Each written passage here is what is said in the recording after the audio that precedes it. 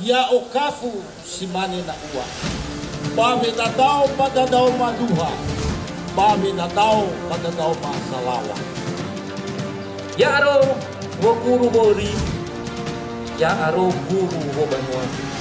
Perhiasan yang dikenakan berupa mahkota yang berfungsi sebagai penutup kepala seorang balung.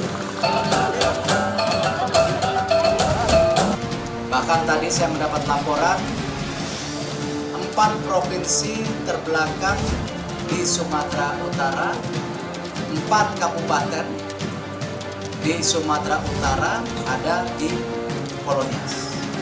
Salah atau benar? Hah? Salah kalau kita sama-sama bergotong royong membangun.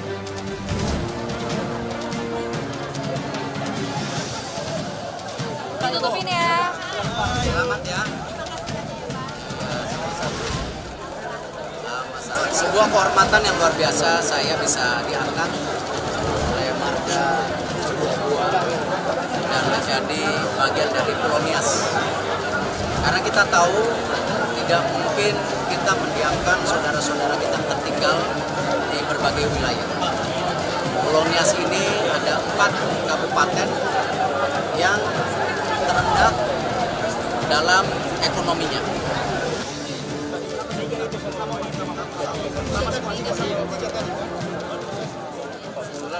Tahun ini Gunung Sitoli itu sudah mulai bangun BLK, ya, Balai Latihan Kerja. Artinya dengan media-media ini nanti inilah kita minta melalui CSR, melalui BUMN mau melatih, mungkin mereka membantu dari sisi pembiayaan, dari sisi peralatan. Itu konsep yang grand design yang kita pikirkan. Kita ucapkan terima kasih atas kehadiran Bapak Erick Thohir di Kepulauanias. Karena sebagai Menteri BUMN, itu posisinya sangat strategis. Karena dia terkait dengan ekonomi. Dan masyarakat Nias itu sangat membutuhkan perhatian ekonomi. Akhirnya karena euforia yang berlebihan yang dilakukan oleh, saya tanda kutip mengatakan oleh oknum lembaga, ya, dan saya boleh katakan bukan lembaga juga, karena di dalam lembaga itu malah menunjuk 9 orang lagi yang tidak tahu apa-apa dalam waktu yang sangat singkat ditunjuk untuk mewakili, sehingga kalau kita tanya yang 9 orang itu nggak bertanggung jawab itu satu-satu itu.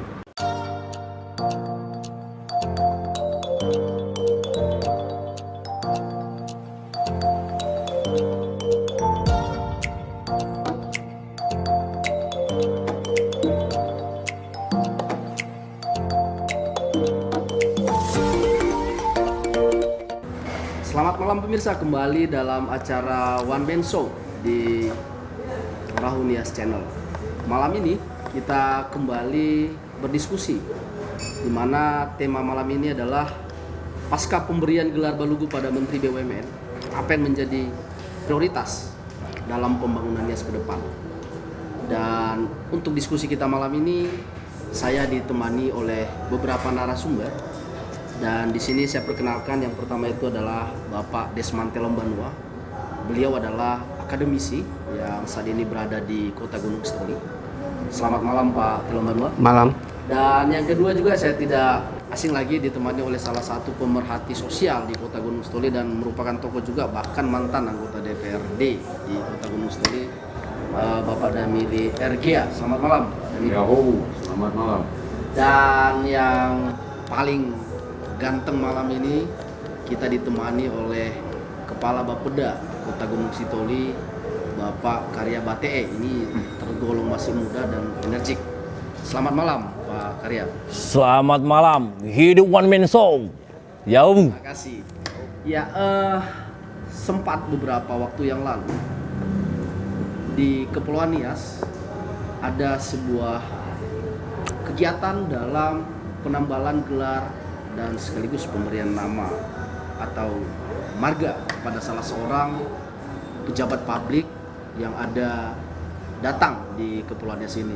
Dan ini menjadi fenomenal ketika penambalan dan pemberian gelar ini banyak menjadi menarik perhatian sejumlah masyarakat. Namun malam ini kita tidak berbicara persoalan baik budaya maupun tradisi terkait dengan penambalan itu, karena malam ini juga kita tidak menghadirkan budayawan di tengah-tengah kita di sini, sehingga kita justru lebih banyak berbicara tentang apa sebenarnya yang diharapkan oleh masyarakat bahkan pulau ini pasca penambalan gelar dan nama ini kepada salah seorang pejabat publik yang datang ke Pulau Nias ini.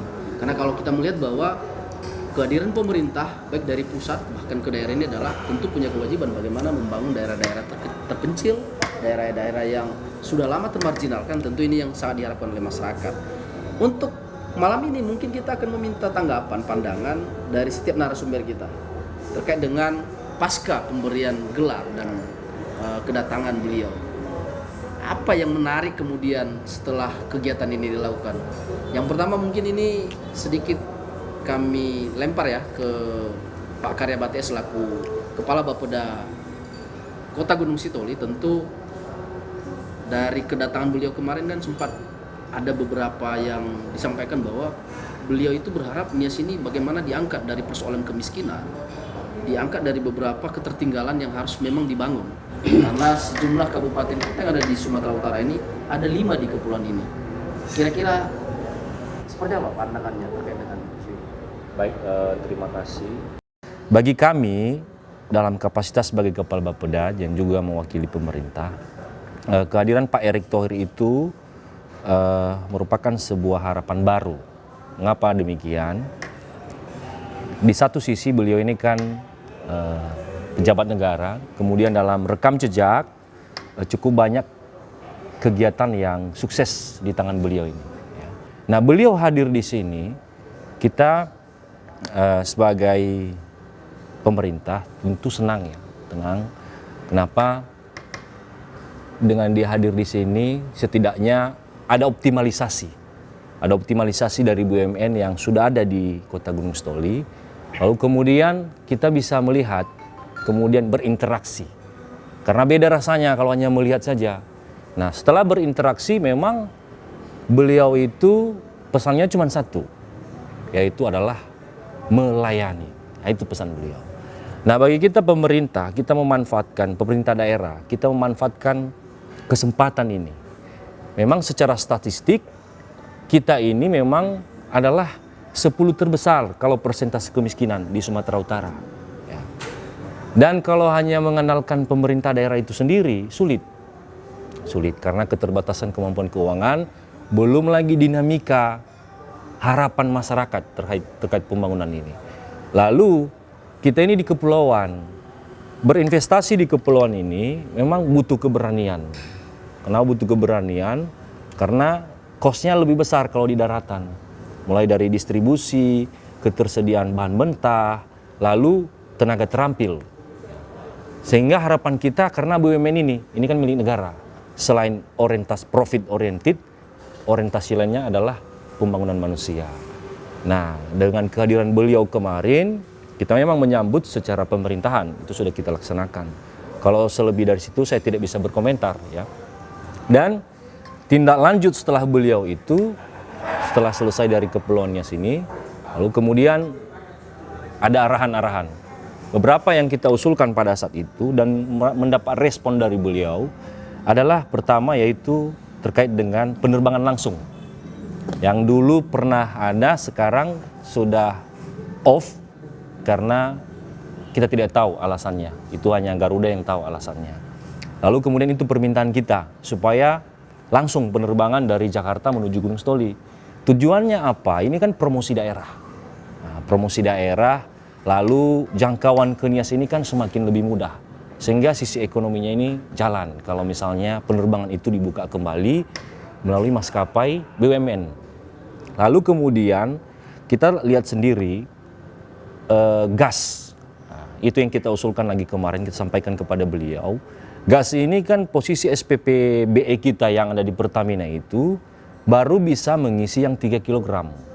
Nah, artinya yang 12 kg itu harus dibawa ke Sibolga.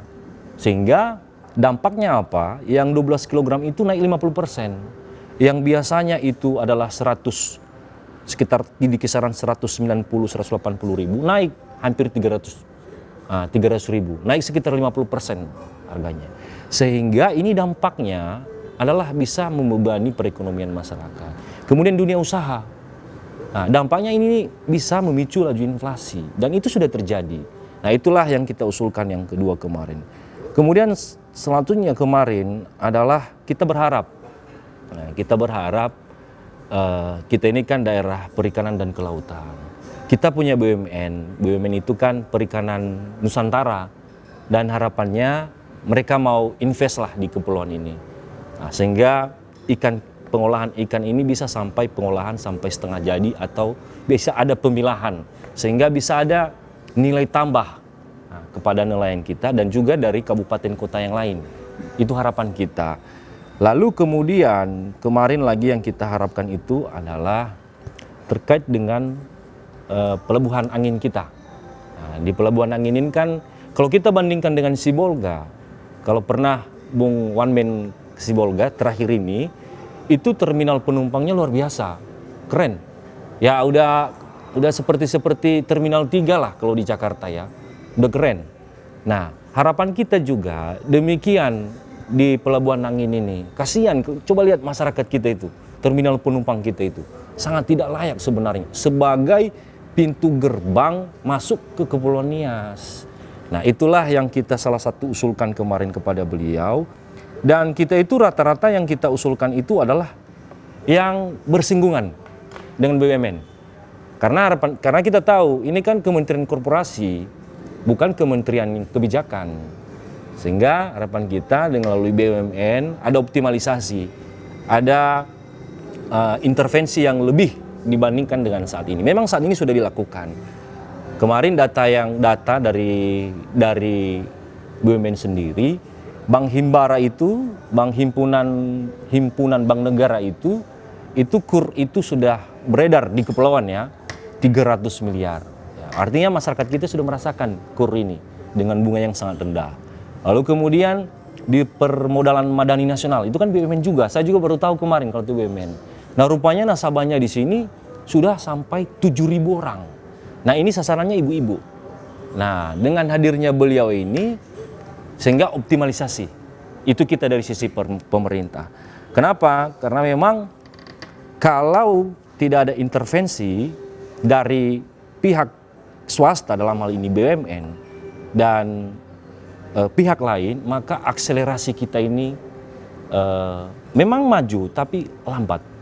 Nah, dengan bantuan beliau ini, maka akselerasinya lebih cepat. Apalagi kemarin setelah kunjungan itu, kita tahu Pak Erick Thohir ini, kan bukan hanya skala nasional, skala internasional. Setidaknya di media sosial beliau kan dilihat, oh pasti ditanya, itu pakaian adat mana? Lalu mungkin dengan demikian secara tidak langsung, itu adalah sebuah media promosi, oh Nias. Nah itu sebenarnya harapan dari sisi pemerintah, optimalisasi intervensi BUMN dan beliau itu sudah memberikan respon. Nah, bahkan kemarin yang paling terakhir ini beliau sudah langsung bawa dan menghadap ke pimpinan yang lebih tinggi dan kita sudah menyiapkan surat. Surat memang namanya surat ya, permohonan belum memang mendapat persetujuan resmi. Tapi artinya beliau meminta persetujuan kepada Bapak Presiden, bagaimana kalau Nias ini bisa diintervensi oleh BUMN secara utuh dalam rangka industrialisasi pariwisata. Kalau bicara hotel, BUMN, Dharma Deli itu BUMN. Nah, kalau berdiri di sini, itu aja udah luar biasa lah. Nah itu harapan-harapan kami sebenarnya, harapan-harapan kita lah, mewakili pemerintah, artinya dengan kehadiran beliau dan kedepannya akan mengoptimalkan intervensi BUMN yang ada dan yang mungkin berpeluang bisa hadir di Kepulauan Nias. Mungkin itu dari kami. Ya, itu menarik, artinya ketika disampaikan beberapa usulan-usulan tadi, apakah ini memang sudah menjadi sesuatu yang pasti dalam sisi apa?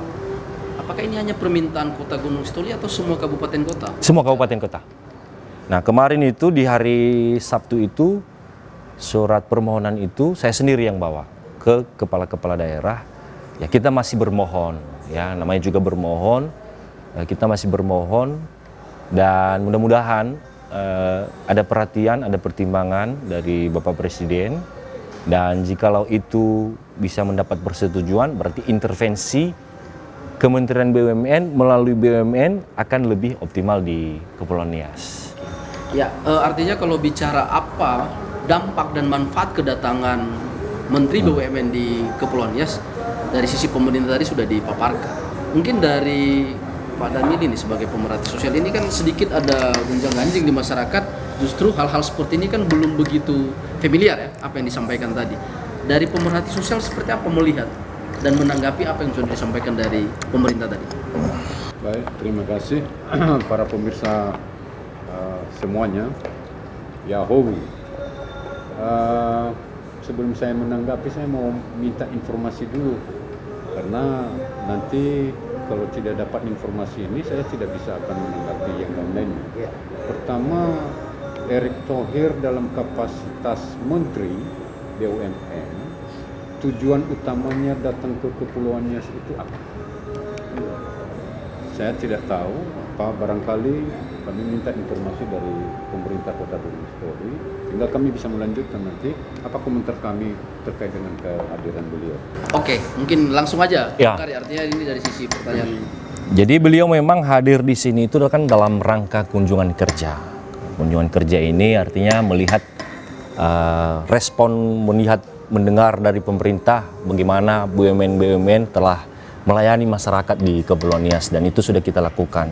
Kalau kemudian dia mengunjungi tempat yang lain, saya kira dari sisi pemerintah itu, beliau kemarin bertanya kepada kita bagaimana pelayanan BUMN yang sudah ada di Kepulauan Nias ini. Ada sekitar 9 BUMN kalau nggak salah.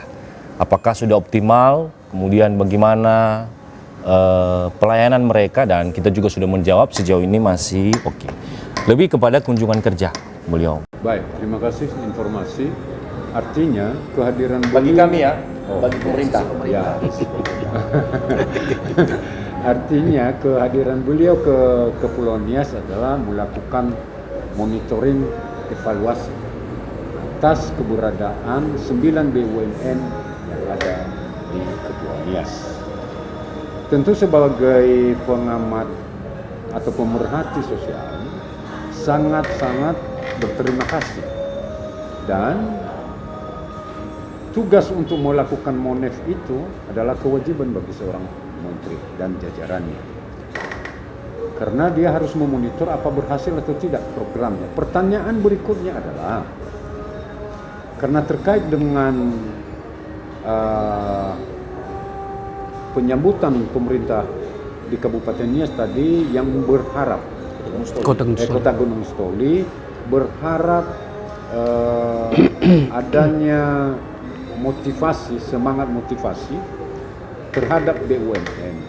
Maka terkait dengan itu saya malah bertanya, apa sih yang selama ini ada di benak BUMN, 9 BUMN itu yang akan dibuatnya untuk Kepulauan Nias ini.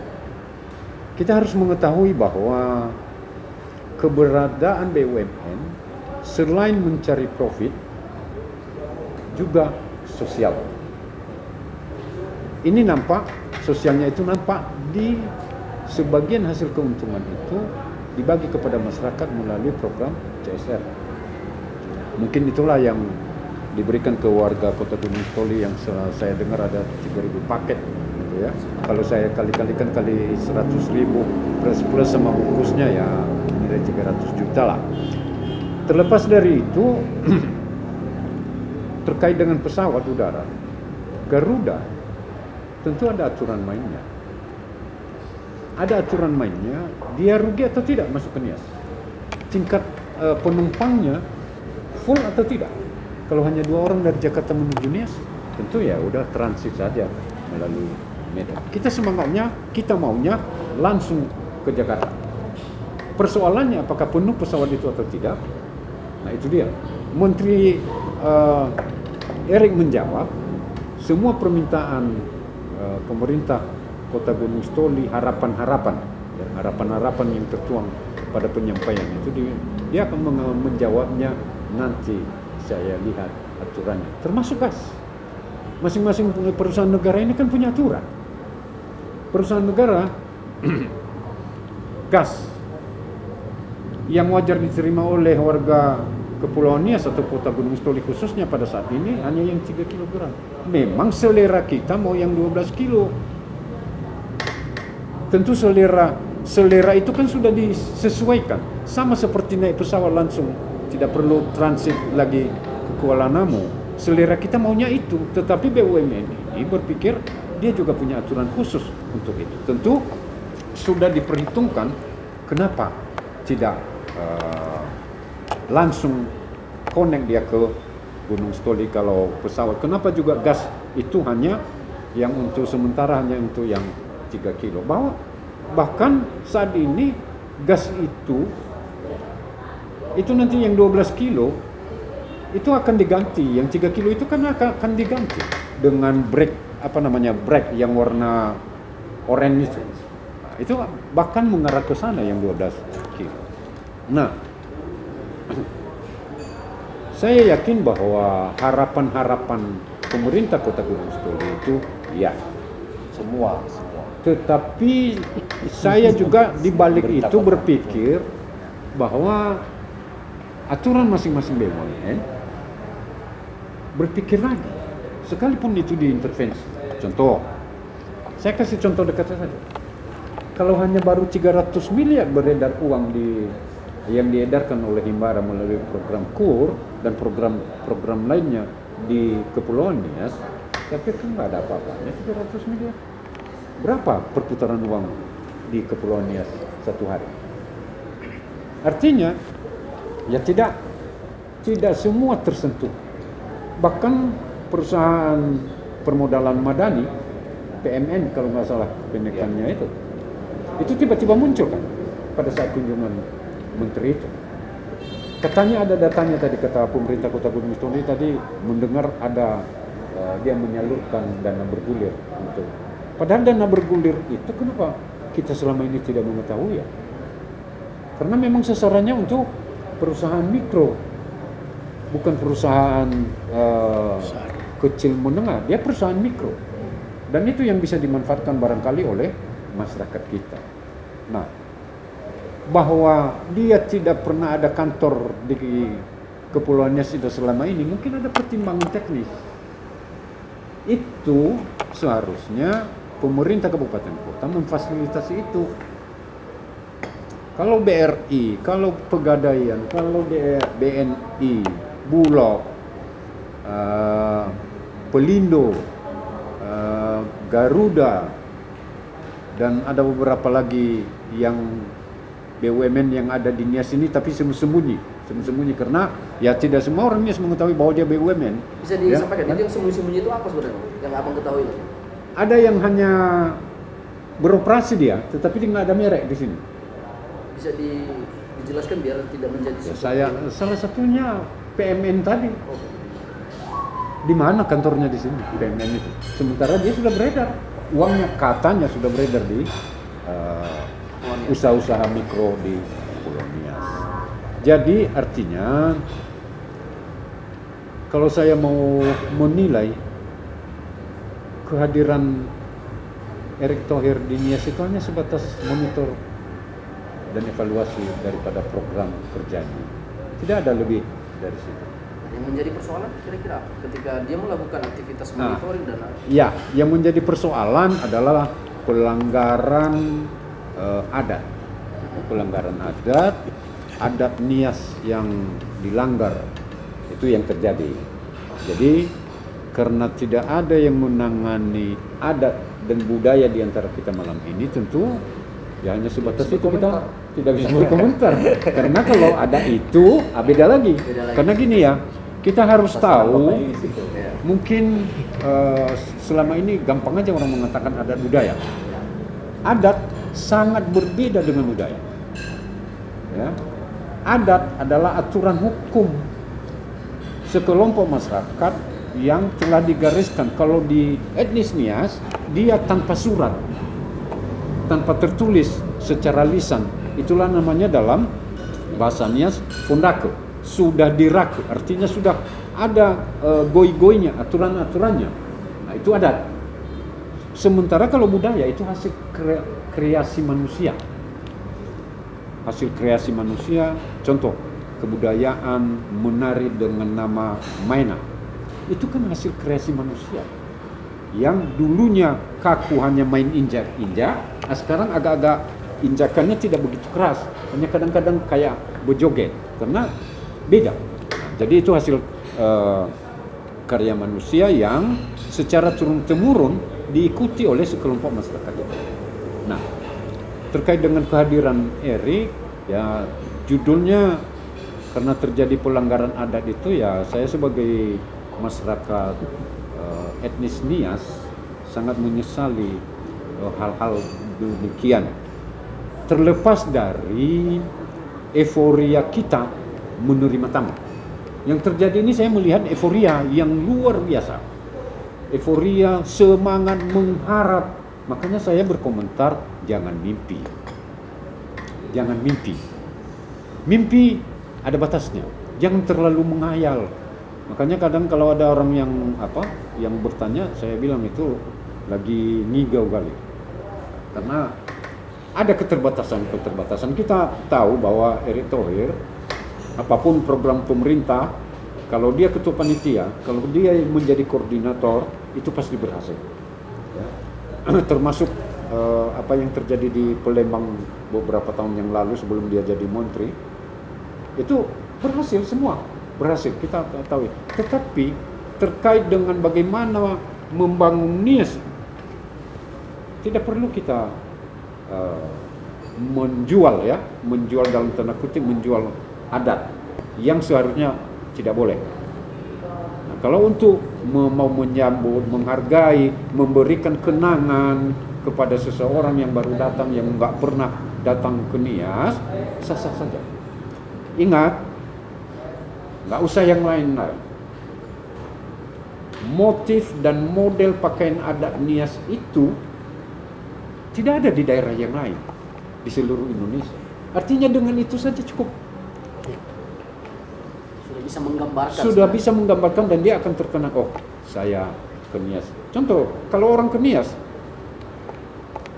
sekarang diarahkan, kalau orang ke Nias itu tahunya kan loncat batu, tari perang. Itu. Kalau mainan tidak pernah disebut. Kalau ke Nias itu nanti kita disambut dengan mainan. Enggak pernah dulu apa. Apalagi tentang penyambutan dengan acara seremonial sekapur siri.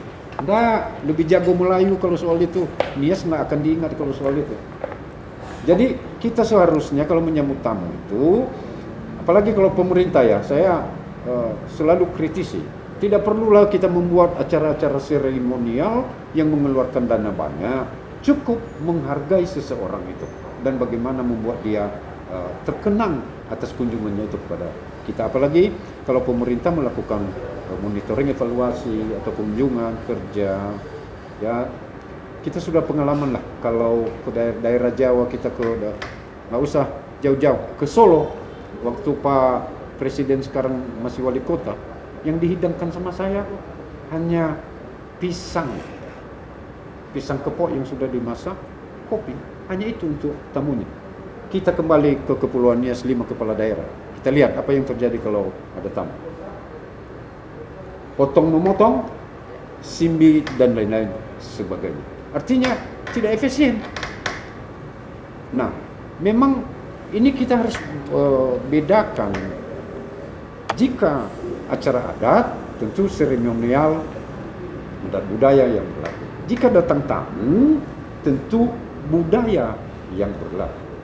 Oke. Budaya yang berlaku di sini. Oke, artinya ini menarik, ada dua hal sebenarnya. Walaupun kita tidak bisa mengupas secara adat tadi, Ya. tapi sebelum ke Pak Telombanua selaku akademisi nantinya mencoba membandingkan dari diskusi ini, mungkin ke Pak Karya. Oh baik. Ini tadi ada pernyataan dari pemerhati sosial bahwa sebenarnya ini adalah kunjungan kerja biasa, tidak ada yang harus diapain. Dan kemudian bagaimana pemerintah melihat dua hal yang berjalan seiringan ini, bahwa di sisi lain bahwa dia memang melakukan tugasnya sebagai menteri dalam membangun dan menjangkau daerah-daerah yang harus dikembangkan, dan di sisi lain bahwa ada euforia di sana semestinya yang bukan menjadikan pemerintah ya, tetapi setidaknya kita sebagai warga menyikapi juga mana sebenarnya yang menjadi skala prioritas, kunjungan kerja dalam rangka meningkatkan nias ini atau dari sisi yang euforia pemberian tadi ini yang mungkin apa? Mungkin pemerintah bisa Ya sedikit baik. menyikapi. Persoalan pemerintah dalam menyambut tamu, saya kira memang itulah ciri khas ketimuran ya. Hospitality itu yang saya bilang, keramah tamahan. Memang keramah tamahan ini ada banyak implementasinya ya. Mungkin di daerah lain mungkin implementasinya seperti yang Bung Ketua tadi sampaikan, dengan segelas kopi lalu dengan pisang kepok. Ya, di Nias mungkin hospitality-nya mungkin diwujudkan dengan onobawi atau apalah. Ya, saya juga tidak bisa terlalu jauh ya ke ranah itu karena takut salah.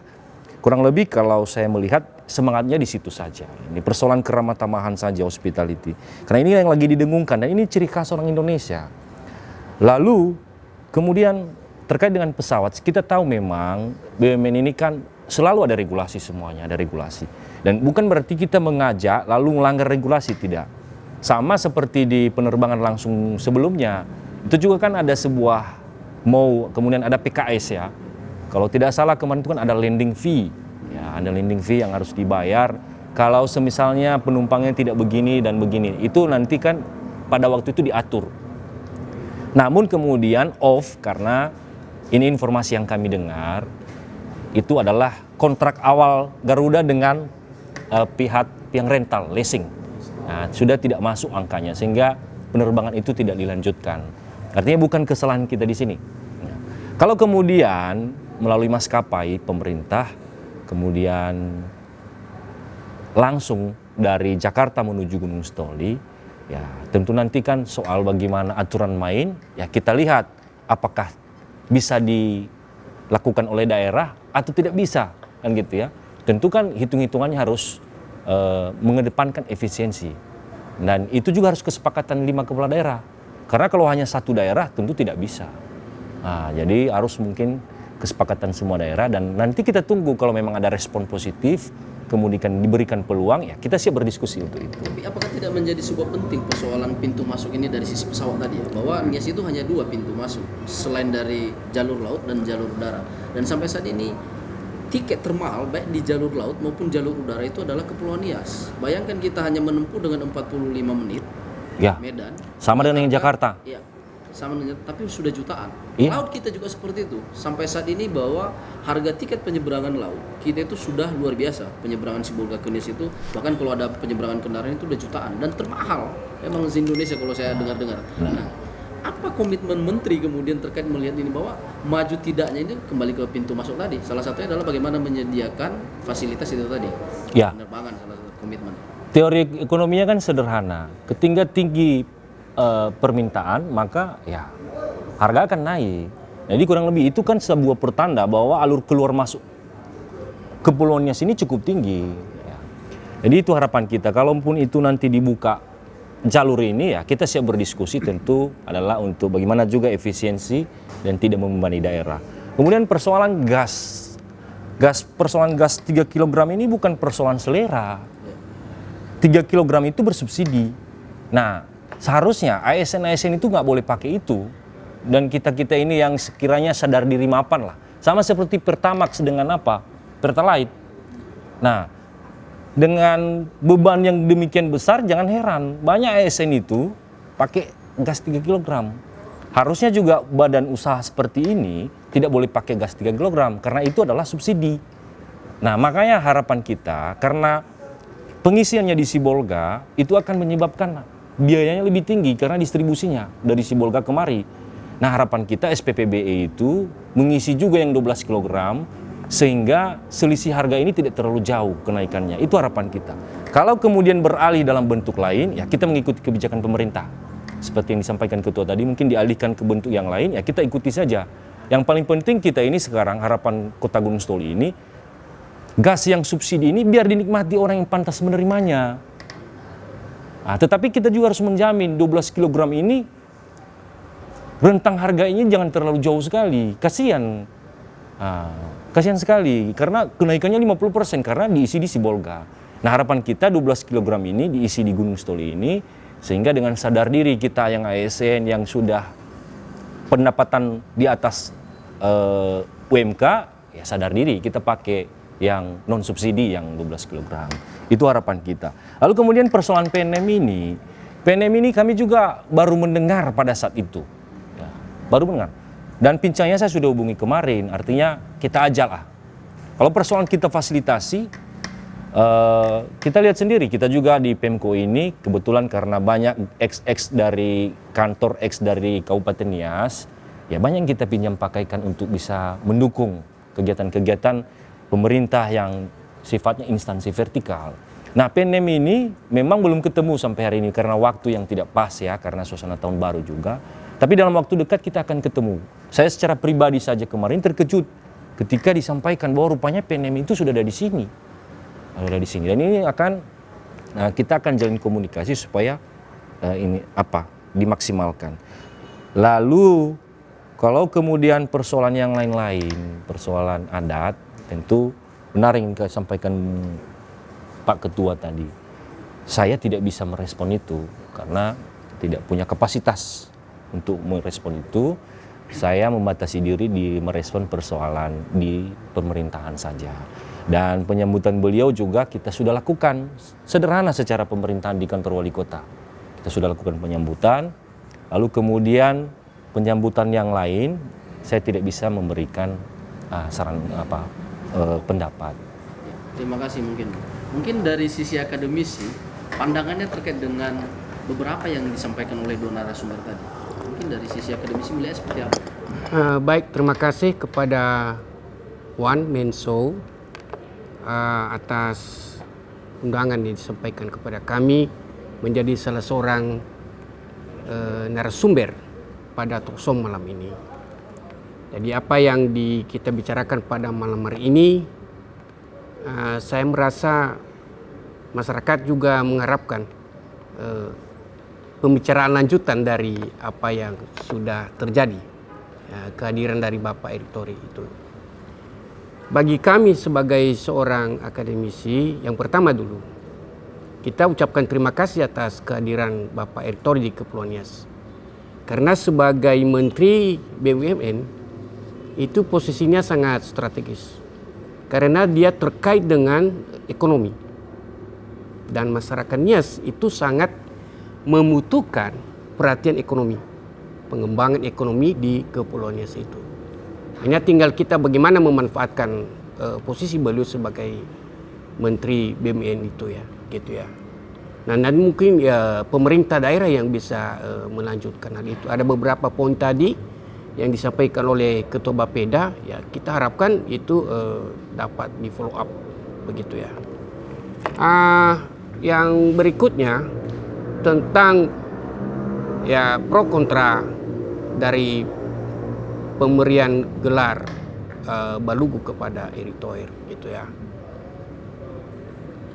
Dari pikiran saya ya, itu memang apa yang disampaikan oleh Pak Gia tadi itu memang perlu kalau menurut saya Pak perlu direview, dikaji ulang tentang pemberian gelar tersebut, apalagi terkait dengan adat.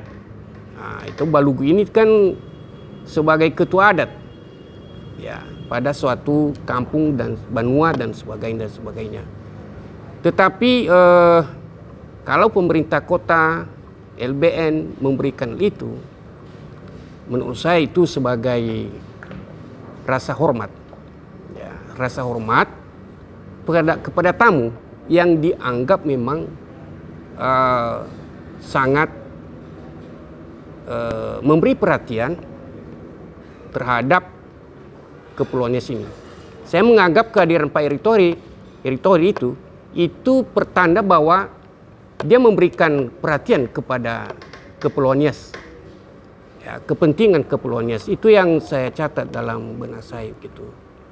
Nah, jadi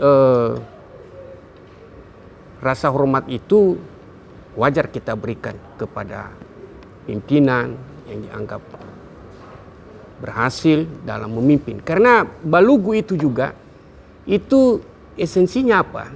Kepemimpinan. Ya, hakikatnya adalah kepemimpinan.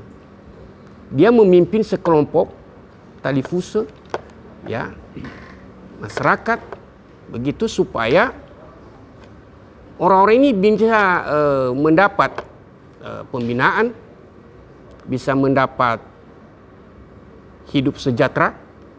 Ya, itu kan tugas-tugas dari seorang pemimpin dalam wilayah adat di Kepulauan Nias itu. Dan saya menganggap juga Pak Erick Thohir itu, saya sudah mengikuti rekam jejaknya. Pak Erick Thohir itu adalah orangnya baik, orangnya berhasil dalam menangani sesuatu itu. Jadi orang yang cakap gitu ya. Nah, yang berikutnya dengan pemberian gelar Balugu itu sebenarnya itu kan how to near. Kalau menurut saya itu ilmu pendekatan. Bagaimana kita mendekatkan itu ya, mendekatkan pencapaian tujuan dari apa yang diinginkan oleh pemerintah, masyarakat Nias gitu ya. Itu adalah sebuah pendekatan. Dan dengan pemberian kehormatan itu sebenarnya itu adalah ada hubungan emosional. Menciptakan hubungan emosional yang tinggi antara masyarakat Nias dengan Erick Thohir sendiri. Dengan pemberian gelar itu pasti ya Erick Thohir punya beban moral, gitu. Beban moral terhadap kepentingan masyarakat Nias. Itu kalau menurut saya beberapa hari Minggu ini saya geleng-geleng kepala bagaimana ini. Di satu sisi ada benarnya, tapi di satu sisi ini adalah sebuah penghormatan, pendekatan, penghargaan, dan itu ada ikatan hubungan emosional masyarakat Nias dengan kita di sini. Ya mudah-mudahan ini tidak menjadi polemik lagi, dan saya memang mengharapkan supaya hal-hal ini karena ada yang pro kontra, barangkali itu perlu direview, dikaji ulang tentang pemberian gelar-gelar kepada seseorang yang datang dari luar Pulau Nias gitu. Ya mungkin Pak Nabil bisa menyikapi ini, artinya bahwa Ya, saya ada agak sebuah tertarik pemahaman sedikit untuk karena hubungan berlawanan apa yang diungkapkan oleh Pak Desmanti Lembanua sebagai akademisi dari poin pertama masuk ke poin kedua, masuk ke poin ketiga berlawanan. Ya. Di lain pihak mengatakan sepakat, bangga. Ya. Di lain pihak mengatakan harus ikut aturan. Jadi yang mana yang Begini. benar ini? Makanya kita harus bisa membedakan. Euforia menyambut itu boleh-boleh saja. Tetapi ingat dalam bahasa Nias ada yang mengatakan soji tola baji tebai baji tola. Lalu di judul lagu dan lagu bahkan sampai anak-anak sekarang dari zaman dulu ada lagunya yang mengatakan tebai banononi. Artinya banyak yang tidak bisa di Nias itu. Walaupun pada zaman reformasi sekarang hal-hal itu ada yang dimaklumi dan ada yang tidak bisa dimaklumi. Pertama yang sebenarnya saya tidak mau bercakap ini, tetapi karena sudah disinggung, saya juga harus menanggapi dong. Terkait dengan gelar di Nias, di etnis Nias, yang boleh mendapatkan gelar itu menurut adat atau menurut hukum yang disahkan dalam Fondako adalah keturunan darah Nias. Titik, tidak ada koma. Artinya orang lain tidak bisa, yang bukan darah Nias apalagi darah Melayu tidak bisa. Kenapa Erick Thohir di grup Melayu dimasalahkan lo menerima gelar Balugu di Nias? Itu pertama dulu. Untuk mendapatkan gelar tahta Balugu itu ada aturan main. Ada tahapan-tahapan yang harus dilalui. Saya tidak berbicara terkait dengan berapa bayarnya maharnya setiap ada acara itu, tetapi saya berbicara bahwa ada tingkatan-tingkatan yang harus dilalui, dan itu tidak bisa sekejap mata, tidak bisa dalam seminggu selesainya. Itu berpuluh-puluh tahun baru bisa mendapatkan itu. Ingat bahwa kata Balugu adalah sebuah gelar yang dilengketkan kepada para tuha, para pemimpin. Ya. Pemimpin itu sama kayak menteri ini, pemimpin. Tetapi di atas menteri itu ada lagi pemimpin namanya Balugu. Ini yang perlu kita pahami bersama dulu. Ya. Tuha, sama-sama Tuha memang, tetapi ada gelar di atas itu adalah Balugu yang kemudian ex officio dia menjadi Tuheneri. Itu dia. Jadi pemberian gelar kepada yang bukan darah Nias itu kesalahan besar yang dilakukan bukan oleh pemerintah Kota Gunung Sitoli, karena pemerintah Kota Gunung Sitoli menyambutnya biasa-biasa saja. Itu disambut di lokasi perkantoran Kota Gunung Sitoli. Saya melihat ada yang mengatasnamakan lembaga atau yang pandai-pandaian terhadap tugas lembaga. Setelah saya baca juga tugas lembaga itu rupanya tidak ada di dalam kewenangannya untuk pemberian itu.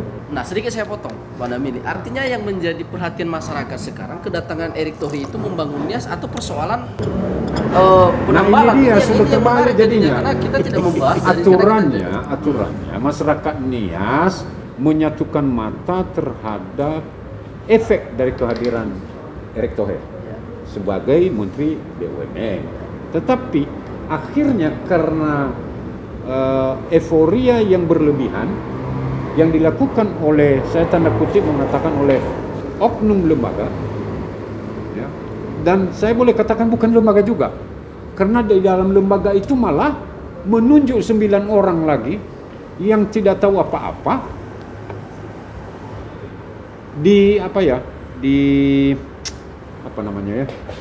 dalam waktu yang sangat singkat ditunjuk untuk mewakili. Sehingga kalau kita tanya yang 9 orang itu nggak bertanggung jawab itu satu-satu itu. Kalau kita tanya, tadi terakhir ada 2 orang saya tanya, ya, tetapi ya sudahlah. Artinya ini pengalaman ke depan. Jangan sembarang memberikan gelar Balugu, karena gelar Balugu itu hanya khusus etnis Nias. Itu gelar.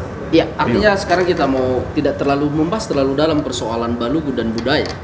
Tapi kita berbicara, Bapak sebagai salah satu warga sekaligus juga tokoh, mendukung nggak apa yang disampaikan pemerintah tadi, bagaimana membebaskan Nias ini dari kemiskinan, dari ketertinggalan, sesuai dengan apa yang sudah menjadi sikap pemerintah 5 kepala daerah yang sudah disampaikan kepada Erick Thohir?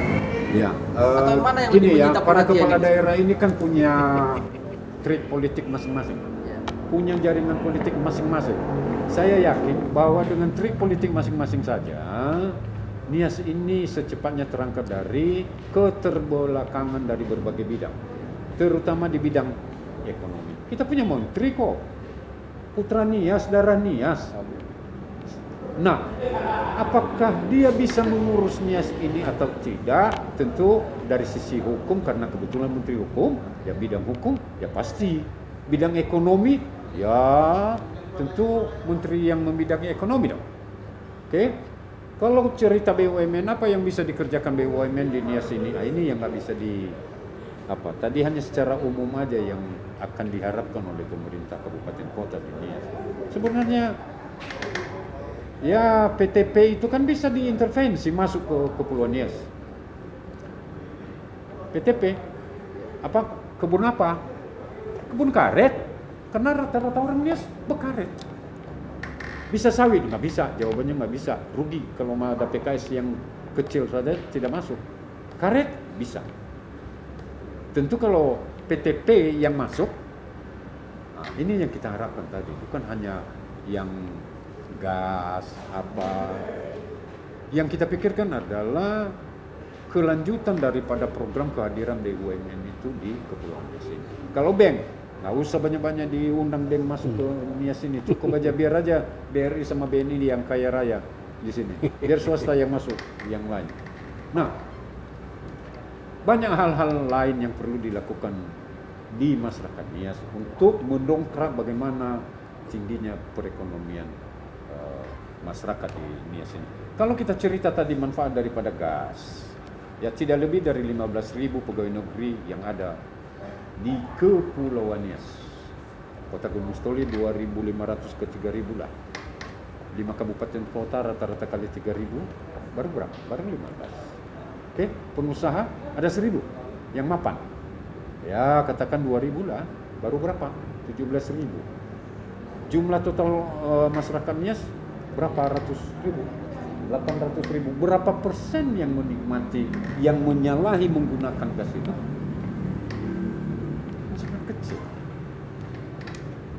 Berarti semestinya nggak perlu harus dibatasi Dan masalah. pola kata orang Batak, biarkan sajalah di mereka nikmati yang subsidi itu. Karena kenapa?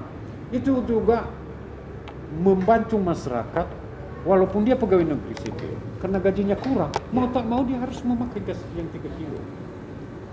Dan siapapun itu, jangankan di Kepulauan Nias, di seberang sana juga begitu semua. Sudah rata begitu. Persoalannya, pengetatan pengawasan pemakaian dari subsidi itu yang dipertegas. Ketat. Kalau memang ketat ya udah orang takut. Ini ketat memang, tetapi ya sana bocor ya udah habis. Akhirnya orang kaya juga, bahkan restoran saya lihat itu memakai yang 3 kilo. Ya, saya lihat sendiri, bukan yang 12 kilo, mereka pakai yang 3 kilo. Jadi itu salah satu ya bagaimana kita memberdayakan masyarakat ini dengan memanfaatkan Menteri BUMN. Oke, mungkin yang terakhir dari akademisi. Dari sisi pandangan akademisi, kebijakan apa semestinya yang harus bisa diintervensi yang sangat sederhana dan bisa dilakukan untuk Kepulauan Nias? Kalau bicara tadi dari sisi kunjungan kerja dan keberadaan BUMN saat ini di Kepulauan Nias, bahkan pemerintah sudah mengajukan beberapa usulan-usulan program. Apa yang semestinya harus bisa dilakukan daripada, karena yang menyita perhatian masyarakat sekarang justru bicara persoalan adat istiadat tadi dibanding dari sisi fungsi Menteri BUMN datang dalam mengangkat kepulauan ini dari ketertinggalan dan kemiskinan. Dari sisi akademis gimana? Ya, jadi saya apa dulu sedikit ya. Konkretnya saja. Masalah pemberian gelar, saya sudah katakan tadi, karena saya tidak mengupas banyak itu, hanya tadi saran saya itu perlu direview. Ya, perlu dikaji ulang untuk masa-masa yang akan datang gitu ya. Yang kedua, memang masyarakat Nias masih memiliki kemampuan ekonomi rendah begitu ya. Jadi artinya hendaknya pemerintah masih memberikan kelonggaran-kelonggaran gitu ya di dalam dispensasi ekonomi gitu ya. Seperti tadi yang disebutkan oleh Pak Gea, masalah gas 3 kg itu. Artinya jangan terlalu dibatasi masih. Kalau sudah pegawai negeri itu juga masih lemah ekonominya, masih kurang juga itu. Jadi kita mengharapkan dispensasi ekonomi itu bagi masyarakat Nias hendaknya masih diberikan kelonggaran kepada masyarakat Nias kalau menurut saya. Kira-kira yang sangat penting harus dilakukan terkait dengan kondisi kepulauan dan masyarakat kita, terlepas dari gas tadi yang Bapak bilang. Apa semestinya yang menurut dari sisi akademis? Hadirkan investor di Kepulauan Nias. Itu kan. Contohnya sampai sekarang pengolahan karet, minimal pengolahan karet setengah jadi, itu kan setengah jadi, bagaimana bisa dihadirkan di Kepulauan Nias itu? Karena masyarakat Nias mayoritas adalah penyadap karet, pengusaha karet, gitu kan. Sehingga dengan begitu nanti harga karet itu dapat naik sedikit kalau ada industri karet di Kepulauan Nias. Minimal setengah jadi, setengah jadi. Dan begitu juga bidang lain, misalnya perikanan. Sampai sekarang juga belum ada industri perikanan di Kepulauan Nias. Ya, begitu. Masalah pariwisata juga itu masih belum begitu kita berharap seperti begitu ya. Tapi itu yang menjadi, kalau kita giat ekonomi, sekarang kan masyarakat ini keluar terus. mencari pekerjaan, kehidupan di luar, ya kan? Padahal bisa ada potensi di Nias, tapi dalam hal kemampuan untuk mengelola itu, sumber daya alam itu belum ada. Baik sumber daya alam kelautan maupun sumber daya pertanian belum ada, begitu. Jadi itu yang kita harapkan sebenarnya. Bagaimana supaya ada industri di Kepulauan Nias. Karena itu banyak menyerap tenaga kerja. Oke, sebelum kita mengakhiri mungkin diskusi kita, mungkin nanti masing-masing Sebelum masuk ke Pemko, barangkali saya ada tambahan. Jadi begini, kehadiran ya Pak Erick Thohir atau Menteri BUMN ataupun BUMN pada akhirnya nanti kita akan perlukan. Ya. Tetapi untuk saat ini 5 kabupaten kota yang ada di Kepulauan Nias, jika mau mengatasi tingkat kemiskinan di Nias, maka harus semangat dan serius melahirkan pengusaha-pengusaha lokal yang akan menjadi besar, melahirkan, menumbuhkan dan membesarkan para pengusaha lokal untuk bidang khusus pertanian, bidang khusus perikanan. Kenapa hanya 2? Hanya itu untuk sementara. Jika perusahaan ini sudah besar, dengan didukung oleh para BUMN dan kementerian-kementerian, dengan dibina oleh pemerintah, maka semua anak-anak kita pada masa yang akan datang, yakinlah, tidak akan keluar. Mereka akan mengabdi di perusahaan-perusahaan atau industri yang ada di Kepulauan Nias. Kapan lagi? Kalau kita hanya mau berharap terhadap investor dari luar, jangan harap. Banyak tantangan, saya tidak menyebut di sini dalam tanda kutip, banyak tantangan orang luar masuk ke Nias. Ya barangkali kita menyadari sendiri itu apa. Ya, kenapa orang dulu kita berkata bahwa pesawat hanya 2 kali ke Nias. Sekarang tiap hari ke Nias. Mana dia investornya? Nggak ada. Jadi tidak ada yang bisa kita harap selain diri kita sendiri. Maka putra-putri daerah dilahirkan menjadi seorang pengusaha, dibesarkan, dibina, dibantu oleh BUMN dan pemerintah, sehingga masyarakat Nias bisa beramai-ramai bekerja di sana. Sumber daya manusia yang ada di Nias, khusus orang Nias, banyak di luar.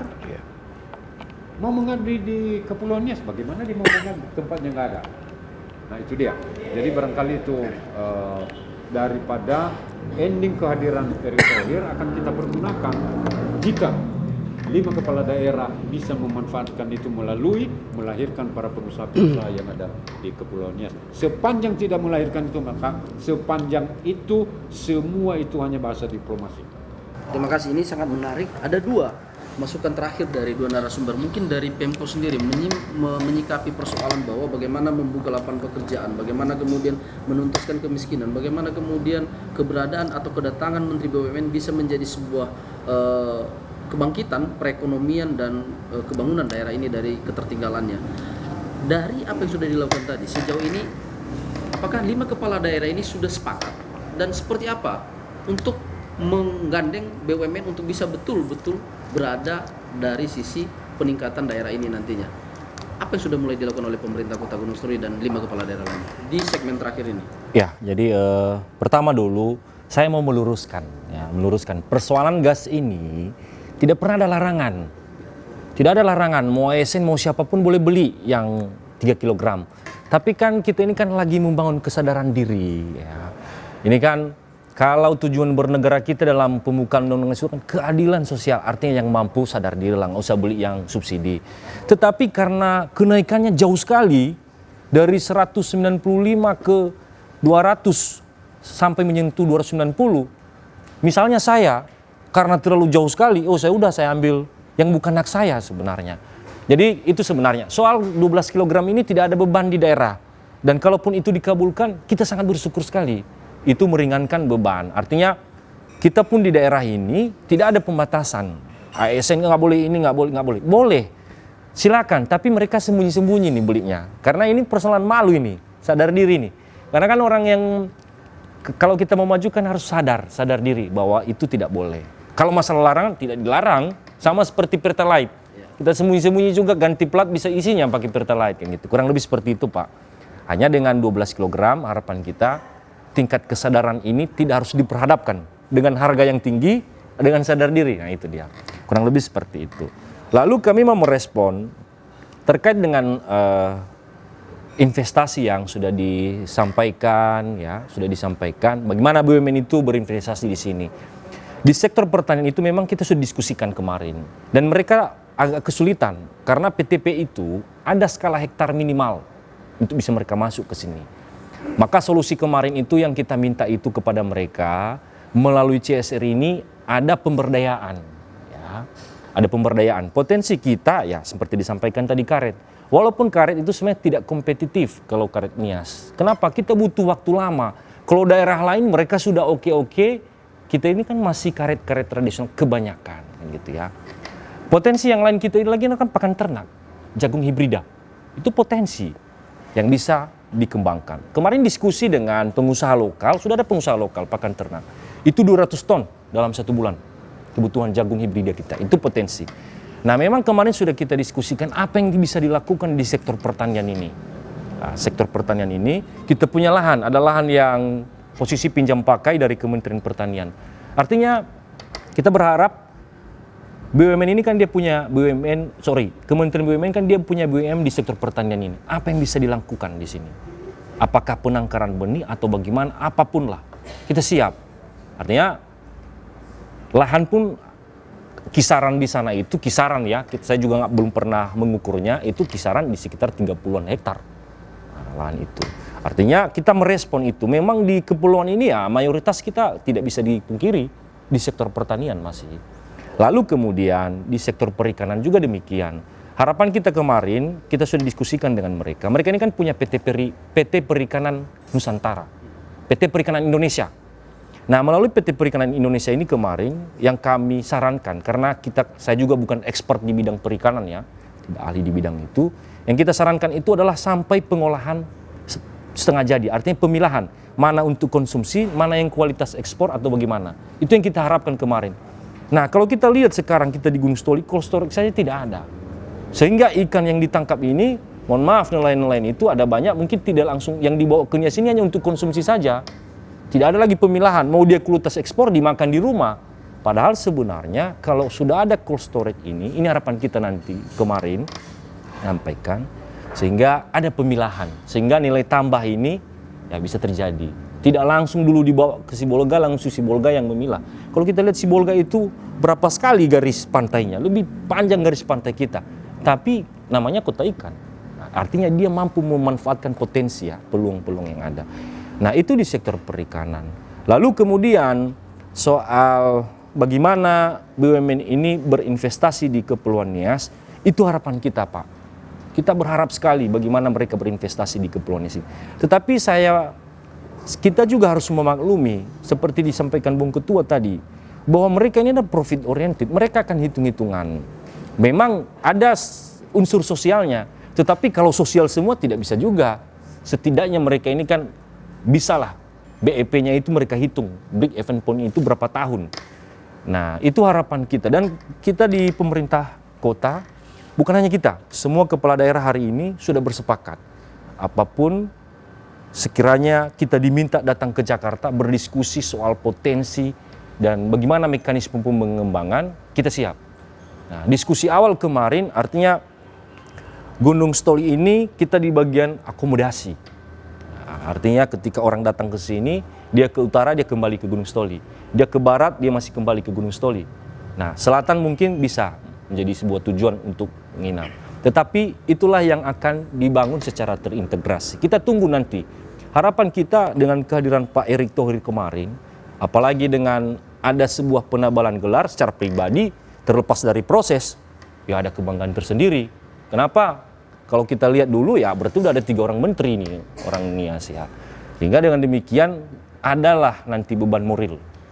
Dan beliau juga sudah sampaikan. Tapi nantinya ke depan pemerintah akan menyampaikan ini ya ke masyarakat ya terkait dengan usulan-usulan tadi dan bagaimana kemudian masyarakat bisa melihat bahwa ini tidak hanya sebatas retorika sebelaka dan kemudian hanya untuk ya gitu tadi. Jadi Bung Ketua sudah sampaikan, Bung Ketua GEA sudah sampaikan. Ada mekanisme aturan, namanya juga permohonan. Dan kita kan yang kita mohonkan ini bukan yang aneh-aneh. Bukan kita mohon kemarin saya sempat dengar ada yang mohon pemekaran, apa hubungannya? Ya kan? Yang kita mohon ini adalah yang memang bersinggungan dengan kementerian itu sendiri. Artinya bukan cendol lah. Ini adalah memang real. Artinya tentu tidak melanggar aturan yang berlaku di BUMN itu sendiri. Jadi tentu saya secara pribadi berharap ya kehadiran Pak Erick Thohir kemarin itu nantinya berkelanjutan dengan kehadiran program, kehadiran sebuah diskusi di masa-masa yang akan datang. Tujuannya apa? Bagaimana akselerasi perkembangan kita di Kepulauan Nias ini. Dan memang kalau yang disampaikan Bung Ketua tadi, kalau pengusaha lokal ini tidak tumbuh, memang itu bahaya. Kalau pengusaha lokal tidak tumbuh, ketika dia pindah ya sudah selesai.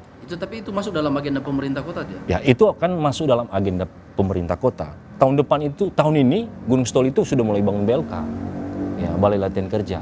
Artinya dengan media-media ini, nanti inilah kita minta melalui CSR, melalui BUMN, mau melatih, mungkin mereka membantu dari sisi pembiayaan, dari sisi peralatan. Itu konsep yang grand design yang kita pikirkan. Dan ini bukan ngelobak kedak, tengah kece-kece. Ini sederhana dan bisa diwujudkan. Yang penting serius. Itu. Terima kasih. Mungkin closing statement singkat saja, mulai dari Pak Lemono. Saya yakin bahwa kedatangan Pak Erick Thohir dengan tindak lanjut dari pemerintah Sekepulauan Nias itu akan membawa dampak terhadap perkembangan Kepulauan Nias. Saya yakin begitu. Karena dengan penyambutan yang bagus dan hangat gitu kan, ada sesuatu hubungan yang emosional antara masyarakat Nias dengan Erick Thohir, begitu ya. Terima kasih Pak. Mungkin dari Pak. Ya, mungkin saya agak berlainan arah dengan Pak Desman. Kehadiran menteri ataupun pejabat di Kepulauan Nias adalah kewajiban bagi seorang pejabat. Jadi tidak ada hal-hal yang perlu terlalu terlalu dibanggakan sekali, karena itu adalah kewajiban. Bantuan yang diberikan kepada masyarakatnya pada kunjungan kemarin itu juga adalah CSR yang menjadi hak daripada masyarakat itu sendiri. Yeah. Itu juga tidak perlu ada kebanggaan. Yang paling perlu adalah bagaimana para pemuda-pemudi Nias bisa memanfaatkan, bisa bangkit, bisa menjadi pengusaha, didukung oleh pemerintah kabupaten kota, memanfaatkan jaringan-jaringan yang ada di BUMN.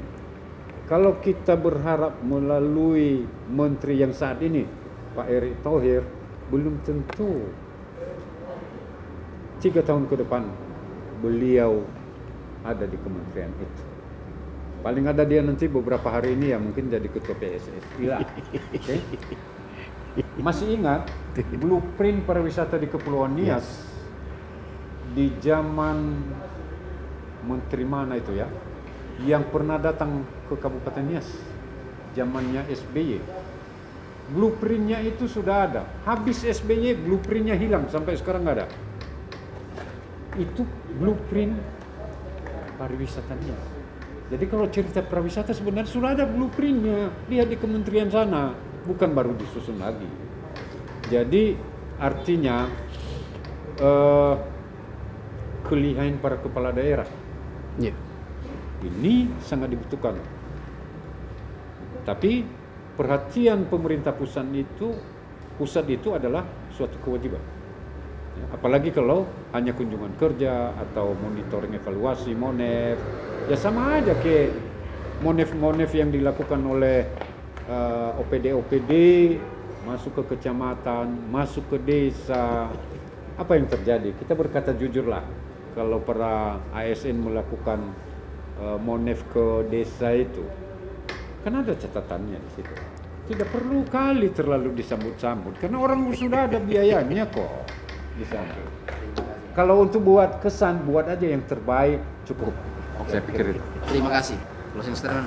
Baik, bagi saya itu ya tadi ya, bagi saya persoalan sambut menyambut ini sebenarnya bagi yang berkunjung saja. Ya. Misalnya Pak Sandiaga Uno kemarin tidak berkunjung ke Gunung Stoli, ya kita tidak sambut secara apa, dia berkunjung ke Nia Selatan. Artinya tetap itu yang saya bilang tadi, ini persoalan hospitality, ya kan, persoalan keramah tamahan supaya ada kesan. Soal bagaimana bentuknya tentu ya itu masing-masing daerah. Dan closing statement saya bicara rekam jejak ya. Pak Erick Thohir ini orang baik, ya, orang baik. Lalu dia juga sudah membuktikan kinerja baik itu sepanjang di BUMN ini. Sepanjang saya tahu ya, dia sudah membuktikan dari BUMN 13T menjadi 124T, bayangkan. Ya, di semester pertama 2022 kemarin itu BNI itu sampai dari 75%. Ya. Jadi artinya bahwa karena Pak Erick Thohir ini orang baik, dia punya juga rekam jejak yang baik, punya integritas yang baik, maka tidak seperti menteri-menteri yang lain lah, ya, yang sudah pernah datang ke Gunung Stoli. Artinya kalau kita lihat juga ini kan aspiratif, sehingga kita berharap bukan hanya sekedar seremonial kehadiran beliau kemarin, bukannya sekedar kunjungan saja, tetapi ada harapan baru dengan rekam jejak beliau ini. Kalau saya bilang ini nilai A+ ini rekam jejak beliau ini. Sehingga nanti harapannya adalah buah-buah pemikiran yang akan kemudian diintervensi dan ini akan berdampak pada kemajuan kita di Kepulauan Nias. Kita tidak pungkiri di depan mata persoalan bonus demografi, Indonesia emas, intervensi banyak pihak ini dibutuhkan sekali. Mungkin itu closing statement dari kami, Pak Bung One Man. Terima kasih. Artinya diskusi kita malam ini cukup menarik bahwa ada catatan khusus bahwa kita jangan terlalu bereforia dari sisi budaya, tetapi kita melihat kunjungan kedatangan para pejabat-pejabat pusat di daerah kita manfaatkan secara efektif agar daerah kita bisa terlepas dari ketertinggalan dan kemiskinan. Nah, tentu apa yang sudah disampaikan malam ini kita akan menunggu bagaimana 5 kepala daerah dalam mengangkat isu ini, dalam menyambut kedatangan para pemerintah pusat ini menjadi sebuah hal yang baik bagi kemajuan di Kepulauan Nias. Tentu selalu ikuti kami dalam program One Man Show di episode selanjutnya. Selamat malam. Yahoo!